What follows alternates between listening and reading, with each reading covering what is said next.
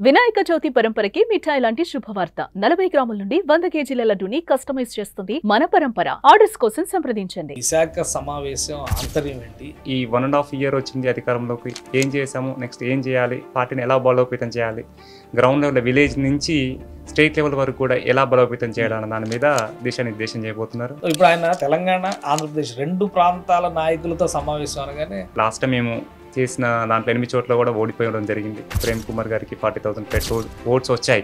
కాకపోతే ఇక్కడ ఏంటి అంటే మేము ఇచ్చింది సీట్లన్నీ కూడా. సో తెలంగాణలో జనసేన బలపడడం అంటే అటు బీజేపీ ఇటు టీడీపీ మైత్రి సంబంధాల మీద కూడా ఆధారపడి ఉందా? 3 స్టిక్స్ కలిస్తేనే బలం ఉంటుంది. ఒక స్టిక్ ఉంటే జనసేన స్టాండ్ ఏంటంటే ఏది నలుగురికి మంచి జరిగితే అదే జనసేన స్టాండ్ అండి. 2 తెలుగు రాష్ట్రాల్లో ఉన్న ఏకైక రాజకీయ పార్టీ జనసేన పార్టీ. ఎందుకు అంటే మిగతా పార్టీలలో డబ్బులు పెట్టాలి, సంపాదించుకోవాలి, ఇట్స్ అ బిజినెస్. కానీ రాజకీయంగా ప్రతి ఒక్కరికి ఆపర్చునిటీ కల్పించే పార్టీ జనసేన పార్టీ. ఈ రోజు నన్ను ఇడికి తీసుకొచ్చింది, నియోజకవర్గానికి ఇన్ఛార్జ్ ఇచ్చింది కూడా కళ్యాణ్ గారు. కళ్యాణ్ గారితో మీకు పర్సనల్ గా ఉన్న జర్నీ కానీ పర్సనల్ గా ఉన్న అటాచ్మెంట్ కానీ ఎలాంటిది? ఒక లీడర్ గా ఎదగండి, నాతో పాటు 10 సంవత్సరాలు గట్టిగా ఉండండి, ఖచ్చితంగా నాకన్నా మంచి లీడర్ని తయారు చేస్తా అని చెప్పిన సందర్భాలు చాలా ఉన్నాయి. 10 ఏళ్ళు కష్టపడిన వాళ్ళకి ఎవరికి గౌరవం దక్కలేదు అని జనసేన నాయకులే విమర్శిస్తున్నారు. ఇప్పుడు అధికారంలో రాగానే 1,00,000 మంది సపోర్ట్ చేసేది సార్. ఎగ్జాంపుల్ సార్ అనుకుందాం, 1,00,000 మందికి ఎట్ ఏ టైం ఒకటే సంవత్సరం సనాతన ధర్మం అనే జెండా పట్టుకుని వస్తే బీజేపీని ఎలా అయితే మతతత్వ పార్టీ అంటున్నారు, జనసేన మీద అలాంటి ముద్ర పడదా?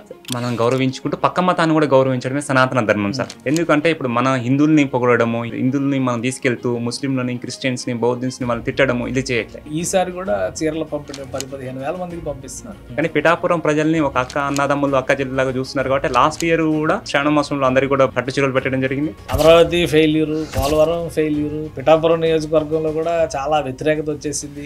పచ్చ కామీరులో ఉన్నోనికి అన్ని పచ్చగానే కనపడతాయి సార్. కక్షపూరితంగా పవన్ కళ్యాణ్ గారి పైన ఇండస్ట్రీలో వ్యవహరించే వ్యక్తులు ఎవరైనా ఉన్నారా? కొంతమంది వాళ్ళ ప్రకాష్ రాజ్ గారి ట్వీట్ ఎలా ఉందంటే దేశం అంతా ఒకవైపు ఉంటే ఆయన ఇంకోవైపు వస్తున్నట్టుగా ఉంది. ఏంటి పవన్ కళ్యాణ్ గారిని ముఖ్యమంత్రిని చేయడానికి ఏమన్నా ఇలాంటి అడుగులు ఏమైనా పడుతున్నాయా? వానికి మెదడు